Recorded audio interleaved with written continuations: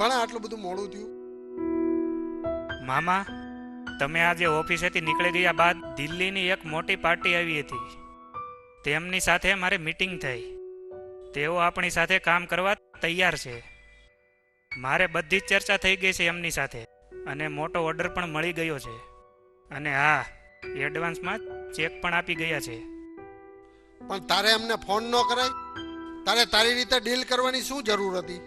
અને મને પૂછવાનું પણ જરૂરી ન સમજ્યું? અરે મામા, મેં તમને 2-3 વાર ફોન લગાવ્યો પણ તમારો ફોન લાગતો જ નહોતો.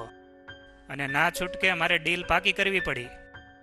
અને જો હું મીટિંગ ના કરત ને તો એ લોકો બીજી જગ્યાએ ઓર્ડર આપી દે. અને તમને તો ખબર છે, આટલી બધી મંદીમાં આટલો મોટો ઓર્ડર જવા થોડો દેવાય. જો ભણા, આ કંપની છે ને તારા બાપની એકલાની નથી. આ કંપની મેં મહેનત, મજૂરી અને પસીનો બહાવીને ઊભી કરેલી છે. તારે કોઈ પણ ડીલ કરતી વખતે મને પૂછવાનું, સમજો?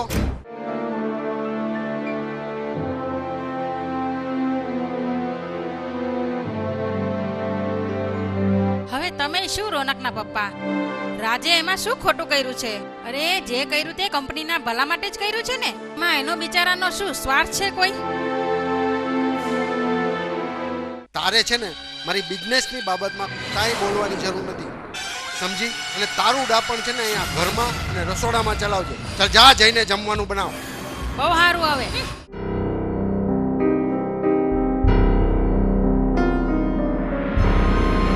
મામા, તમે મને થોડા રૂપિયા આપો ને, મારે જરૂર છે. હાથ ખર્ચી માટે જોઈએ છે.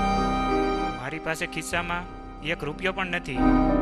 જોરાજ, તને આ ઘરમાં 2 ટાઈમ જમવાનું અને મફતમાં રહેવાનું મળે છે. તારે શું પૈસાની જરૂર છે?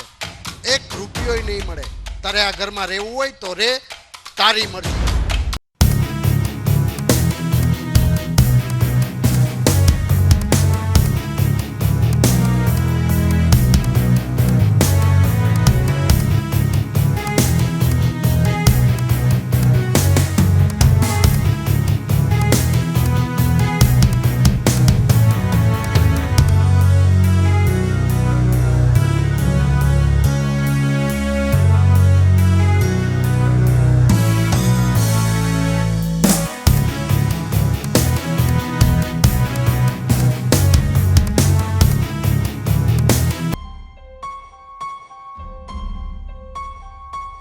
અરે તમે તો માણસ છો કે કોણ છો?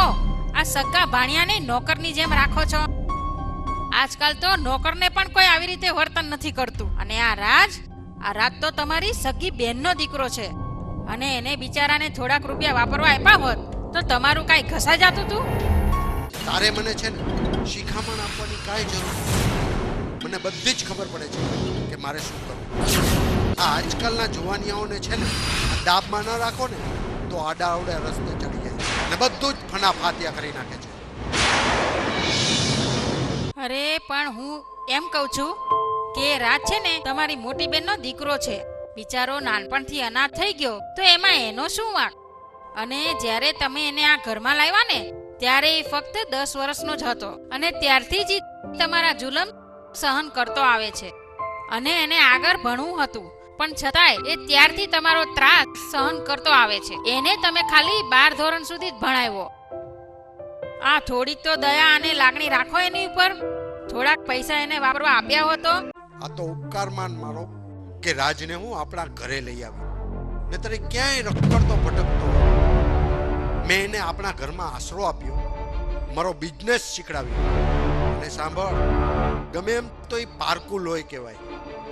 એના હાથમાં જો બધું સોંપી દઈએ ને તો આપણને ક્યાંય રખડતા ભટકતા કરી મૂકે. પણ જુઓ, તમને માણસ ઓળખતા આવડતું નથી. એ 15 વર્ષથી આપણી ભેગો છે ને આટલા સંસ્કારી છોકરા ઉપર તમને વિશ્વાસ નથી? એ તમારો પડ્યો બોલ ઝીલી લે છે. મને તમારા આવા સ્વભાવથી બહુ દુઃખ થાય છે. હો, કેવા સ્વભાવના છો તમે? તને જો દુઃખ થતું હોય ને તો તારા દુઃખનું પડીકું વાળીને કચરામાં નાખી દે. મારી સામે રોદડા નહીં રોવાના. હું મારા ભાણિયા સાથે ગમે તેવું વર્તન કરું, તારે અમારી વચ્ચે બોલવાની કોઈ જરૂર નથી, સમજી? આ તમારા આવા સ્વભાવને લીધે તો તમારો દીકરો તમને મૂકીને કેનેડા જતો રહ્યો અને આપણી દીકરી આપણા ઘરે આવતી નથી. આ આખા સમાજમાં તો તમે પંકાઈ ગયા છો અને આપણો દીકરો 25 વર્ષનો થઈ ગયો પણ તોય કોઈ બાપ એની દીકરી આપણા ઘરમાં આપવા રાજી નથી. તમે તો આજના જમાનાના દુર્વાસા ઋષિ જેવા છો જેને ગુસ્સો અને ક્રોધ કર્યા સિવાય બીજું કાંઈ આવડતું જ નથી. બોલવામાં મર્યાદા રાખજે અને તારી આ લલુડીને કાબુમાં રાખજે. મારો મગજ હટ્યો ને તો તને પણ કાઢી મૂકીશ, સમજી? હા તો કાઢી મૂકો ને, તેવડ હોય તો. આમે આ ઘર નથી, એક જાતની જેલ છે. આ જેલમાં રહેવું ને એના કરતા તો મરી જવું સારું. એ ભગવાન, મને તો છુટકારો ક્યાંથી મળશે?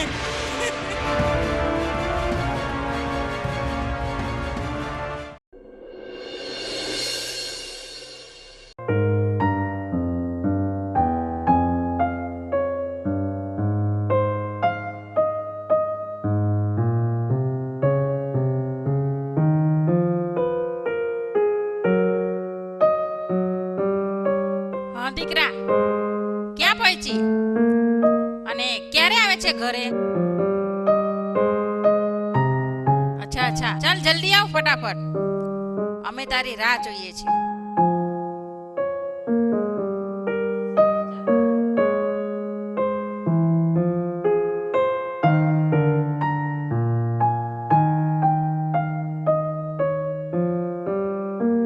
આ તારી લાડકી દીકરી કોલેજની ટ્રીપમાં ગઈ છે, પાછી ક્યારે આવવાની છે? બસ હા, હમણાં એને જ ફોન કર્યો તો. કોલેજે આવી ગઈ છે, હવે સીધી ઘરે જ આવે છે. તો સીધા ઘરે જ આવવાનું હોય ને, આટલું ભટકી ભટકીને આવી છે તે ઓછું છે?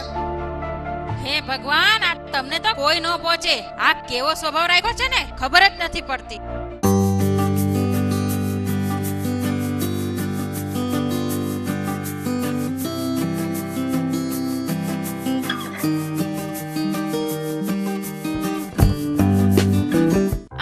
મારી દીકરી.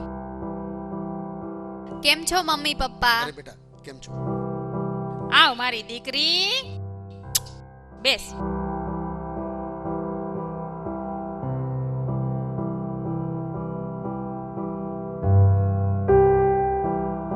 મમ્મી પપ્પા કેમ છો તમે? અમે તો મજામાં જ છીએ બેટા, પણ ઈ તું કે તારી કોલેજની ટ્રીપ કેવી રહી? સાચું કહું મમ્મી, મને તો બહુ જ મજા આવી. મેં મારી બધી ફ્રેન્ડ જોડે ખૂબ જ એન્જોય કરી. મજા જ આવે ને. આ બાપના પૈસાનો ધુમાડો કરવાની કેને મજા ન આવે? આ 20,000 રૂપિયા તો મેં તને તારી ટ્રીપના આપ્યા ને 5,000 રૂપિયા પરથી ખર્ચાના આપ્યા. આ બધું હવે મને નથી પોસાતું. આજ પછી તારે ક્યાંય બહાર જવાનું નથી, સમજી ગઈ?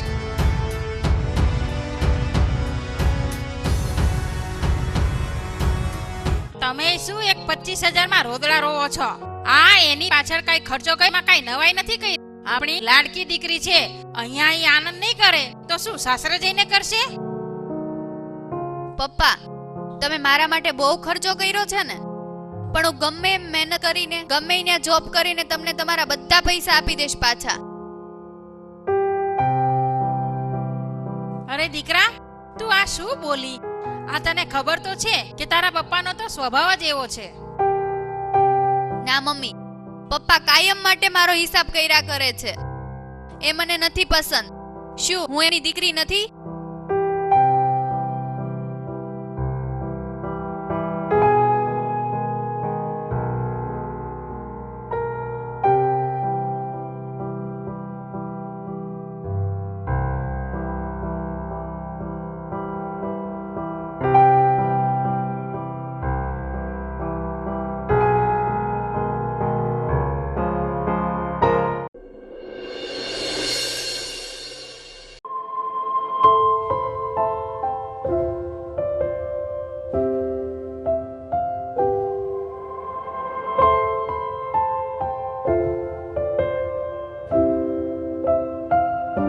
અરે બેન તન્વી, તું ક્યારે આવી?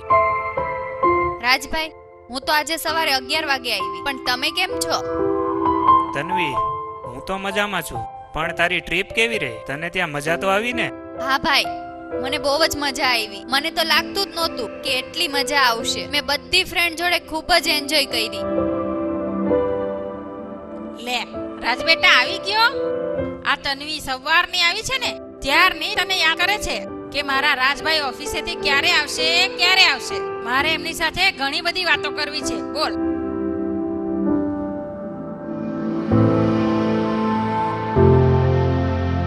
તન્વી, હું પણ તને બહુ જ મિસ કરતો હતો. મારે પણ તારી જોડે ઘણી બધી વાતો કરવી છે.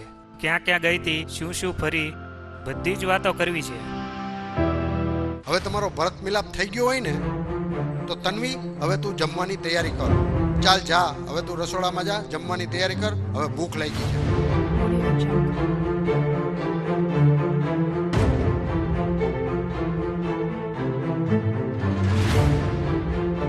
આ ભાઈ બેન બિચારા કેટલા દિવસે મળ્યા. એ 10 મિનિટ જરા શાંતિથી બેસીને વાતો કરતા હતા તો એમાંય તમને ઝેર આવ્યું. આ જમવાનું 5-10 મિનિટ મોડું થાય તો એમાં તમારું કાંઈ લૂંટાઈ ન જાત. જો વાતો કરવા માટે તો આખી રાત પડી છે અને જે કામ જ્યારે થતું હોય ને ત્યારે જ કરાય. અને આ તારી દીકરી અંદર વહી ગઈ, તને નથી થતું કે હું જાઉં અંદર? હા તે જાવ જ છું. આમે તમારી યારે લમણા લેવા કોણ બેહે?